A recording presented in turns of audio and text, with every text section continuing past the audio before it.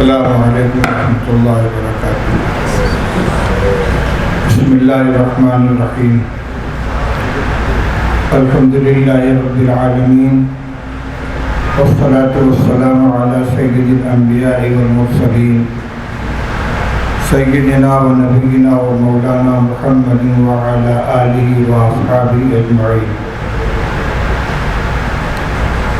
اما بعد فاعوذ باللہ من الشیطان الرجیم، بسم اللہ الرحمن الرحیم۔ کنتم خیر امۃ اخرجت للناس تأمرون بالمعروف وتنہون عن المنکر وتؤمنون باللہ الی آخر الآیہ۔ صدق اللہ العلی العظیم۔ محترم علماء کرام، دانشوران ملت، میرے عزیزوں اور بھائیوں، جیسا کہ مجھے معلوم ہوا اس وقت کا یہ اجتماع مخصوص لوگوں کا اجتماع ہے، جس میں ہمارے علماء اور تجار کے ساتھ ساتھ ڈاکٹر، پروفیسر، انجینئر اور آج کی زبان میں جن کو دانشور کہا جاتا ہے، ان حضرات کو جوڑا گیا ہے۔ ظاہر بات ہے کہ یہاں جو نقطۂ اتحاد ہے وہ ہماری مذہبی شناخت ہے۔ ہم ایک کلمہ کے پڑھنے والے، ایک اللہ کو ماننے والے، ایک رسول صلی اللہ علیہ وسلم پر ایمان رکھنے والے، ایک جیسی ذمہ داری اور جواب دہی کے حامل قوم کے لوگ ہیں۔ چاہے وہ معاشرے میں کسی بھی مشغلے سے وابستہ ہوں، مسجد کی امامت کرتے ہوں، مدرسے میں پڑھاتے ہوں، اسکول کالج میں لیکچر دیتے ہوں، مریضوں کا علاج کرتے ہوں، عدالت میں اپنے موکل کی پیروی کرتے ہوں، لیکن یہ ساری کی ساری حیثیت ثانوی درجے کی ہے۔ سب سے پہلی حیثیت ہماری کلمہ گو اور حضرت نبی کریم صلی اللہ علیہ وسلم کی امتی ہونے کی ہے۔ اس وقت جو پروگرام چل رہا ہے، اس کو عنوان اصلاح معاشرہ کر دیا گیا ہے۔ معاشرہ کا لفظ خود اس بات پر دلالت کرتا ہے، ایک فرد کو یا ایک گھر کو معاشرہ نہیں کہتے۔ سماج، معاشرہ، سوسائٹی، کچھ گھرانے، کچھ افراد،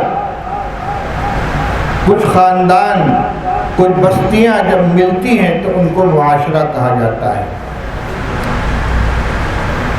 اگرچہ ہمارے اصلاح معاشرہ کا عمل خود اپنی ذات سے اور اپنے گھر سے شروع ہونا چاہیے، جیسا کہ ابھی مجھ سے پیشتر جناب مولانا طالب رحمانی صاحب بیان فرما رہے تھے۔ اپنے پرجوش انداز میں فکر اپنے گھر کی کرنی چاہیے، لیکن اسی کے ساتھ ساتھ اللہ نے جس کو جو صلاحیت عطا فرمائی اور جس کا جو میدان عمل ہو، چاہے وہ مدرسہ اور مسجد ہو، چاہے وہ اسپتال ہو، چاہے وہ کالج و اسکول ہو، اپنی اس ذمہ داری کو نہ بھولے کہ ہم ایک امت کے ذمہ دار فرد ہیں۔ اپنی اور اپنے متعلقین کی اور اپنے ہم مذہب لوگوں کی خبرگیری کرنا، ان کو برائیوں سے نکال کر اچھائیوں کے راستے پر لے آنا، ان کے اندر جو تباہی اور بربادی کے اسباب آ رہے ہیں ان سے ان کو روشناس کرانا، بچنے کی تلقین کرنا اور اس کی تدبیر کرنا، یہ ہماری مشترک ذمہ داری ہے۔ یہ بات صحیح ہے، جیسا کہ ابھی آپ سن رہے تھے کہ آج معاشرے کے ان طبقوں کے درمیان جو خلیج حائل ہو گئی ہے، اس نے بہت نقصان پہنچایا ہے۔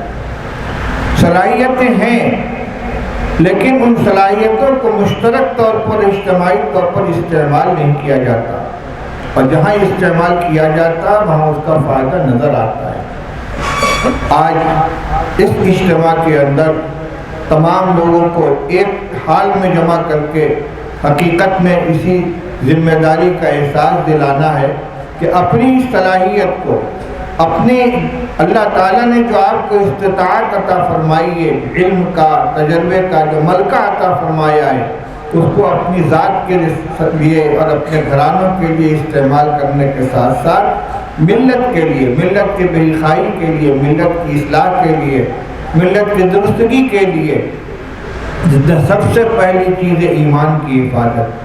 کبھی جو چیز سب سے آخر میں آتی تھی کہ ایمان خطرے میں ہے، آج سب سے پہلے نمبر پر وہ چیز آ گئی ہے۔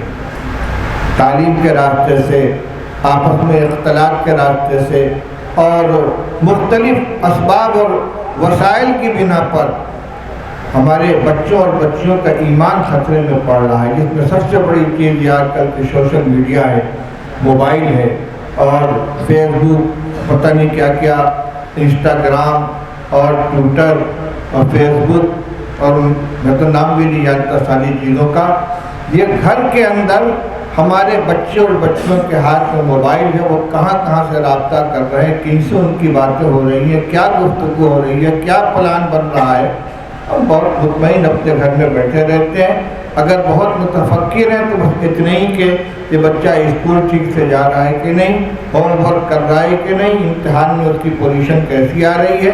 اگر کامیاب ہو گیا تو ہم سمجھتے ہیں کہ بس اپنی زندگی میں وہ کامیاب ہے اور ہماری محنت سفل ہو گئی، لیکن اس کے ساتھ ساتھ اس کے اخلاق، اس کا رہن سہن، اس کی گفتگو، اس کا طرز زندگی، اس کی نشست و برخاست، اس کے دوست احباب، اس کی سوسائٹی، اس پر ہماری نظر نہیں ہوتی۔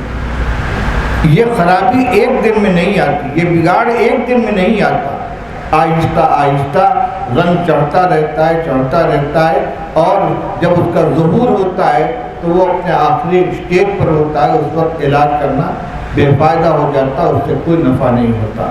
اس لیے ہم اپنی ذمہ داری کو محسوس کریں، اپنے گھروں کے اندر اپنی اولاد کو، اپنے اہل خانہ کو، اپنی فیملی کو، ان کے ایمان کی حفاظت کرنے کے لیے جو تجاویز آپ کے سامنے آ رہی ہیں، ہمارے پیشرو مولانا طالب صاحب نے جو تجویز پیش کی ہے بہت مناسب ہے۔ اس کے علاوہ اور بھی جو راستے ہو سکتے ہوں ان کو اختیار کیا جائے، ان کے کان میں اللہ کا نام تو پڑے، اللہ کے رسول کا نام تو پڑے، ایمان کو تو جانے وہ۔ آج نئے فتنے آ رہے ہیں، اور عربی کا ایک مقولہ ہے، لِكُلِّ سَاقِطَةٍ لَاقِطَةٌ، ہر گری پڑی چیز کو اٹھانے والے موجود ہیں۔ آج شکیل بن حنیف کا فتنہ اسکولوں کالجوں کے راستے سے گھروں کے اندر پہنچ رہا ہے، ہماری بچیاں، ہمارے بچے، اس کی بنیادی وجہ کیا ہے؟ ان کو ہم نے ایمان کی تعلیم ہی نہیں دی، ان کو بتایا ہی نہیں کہ نبی آخر الزمان صلی اللہ علیہ وسلم کی پیشین گوئیاں کیا ہیں، عیسیٰ مسیح اور مہدی موعود کے بارے میں اسلام کی تعلیم کیا ہے، ختم نبوت کس کو کہتے ہیں، رسول اللہ صلی اللہ علیہ وسلم کا خاتم النبیین ہونے کے کیا معنی ہیں۔ جو جس نے پڑھا دیا، پٹی پڑھا دی، بس اس کو قبول کرنے کے لیے تیار ہو جاتے ہیں۔ اس لیے یہ ہم اپنے بچوں کی دنیاوی تعلیم اور ان کی دنیا سنوارنے کی جو بھی تدبیریں، ان کے ساتھ ساتھ ان کے ایمان کی حفاظت اور ان کے دلوں کے اندر ایمان کی اہمیت اور اس کی عظمت کو بڑھانے کے لیے کوشش کریں۔ میں مبارکباد دیتا ہوں اپنے ان احباب کو جنہوں نے اس بمبئی عظمیٰ کے اندر اصلاح معاشرہ کا بڑے پیمانے پر پروگرام کرنے کا بیڑا اٹھایا، اور الحمدللہ اس میں ہمارے تمام علماء کرام جو سرپرست ہیں، ان کی سرپرستی اور ان کی سربراہی اس کے اندر شامل ہے۔ لیکن یہ صرف نشستن و گفتن و برخاستن نہیں ہونا چاہیے۔ دارالعلوم دیوبند میں الحمدللہ اس وقت اصلاح معاشرہ کا پروگرام ایک مہم کے طور پر چل رہا ہے، تمام اساتذہ کرام، مبلغین، مفتیان کرام اس میں لگے ہوئے ہیں۔ تو جہاں جاتے ہیں وہاں بیان کے ساتھ ساتھ ہر علاقے میں ایک اصلاح معاشرت کمیٹی بنائی جاتی ہے، جس میں مسجد کے ذمہ دار، محلے کے سربراہ لوگ، وہاں موضوع طے کیا جاتا ہے کہ یہاں کن کن چیزوں کی اصلاح کی ضرورت ہے، گھروں میں کیا کرنا ہے، مسجد میں کیا کرنا ہے، محلے میں کیا کرنا ہے۔ وہ ایک اجتماع ہو گیا لیکن پھر یہ کمیٹی بنتی ہے، یہ کمیٹی مستقل کام کرتی ہے۔ میں سمجھتا ہوں یہاں بھی پروگرام کے اندر یہ چیز شامل ہوگی، ایک اعلیٰ سطحی، علاقائی، محلے وار، مسجد وار، ہر سطح کی کمیٹی بننی چاہیے، اور یہ کمیٹی صرف کاغذی نہیں بلکہ عملی ہونی چاہیے۔ اپنے اپنے مرض کی تشخیص کریں، پھر ان کا علاج تجویز کریں، پھر اس کے اوپر عمل کریں۔ اللہ تعالیٰ ہم سب کو عمل کی توفیق نصیب فرمائے۔ اور پھر میں اپنی گزارش کو دہراؤں گا کہ ہمارے جتنے ایمان والے بھائی ہیں، اللہ نے ان کو جو صلاحیتیں عطا فرمائی ہیں، جس میدان عمل کے اندر بھی ہوں، لیکن اپنی ملی ذمہ داری کو محسوس کریں، اس کو سمجھیں، اور اس کام کے اندر اپنی شمولیت کو یقینی بنائیں۔ اللہ تعالیٰ توفیق عطا فرمائے۔ وآخر دعوانا الحمدللہ رب العالمین۔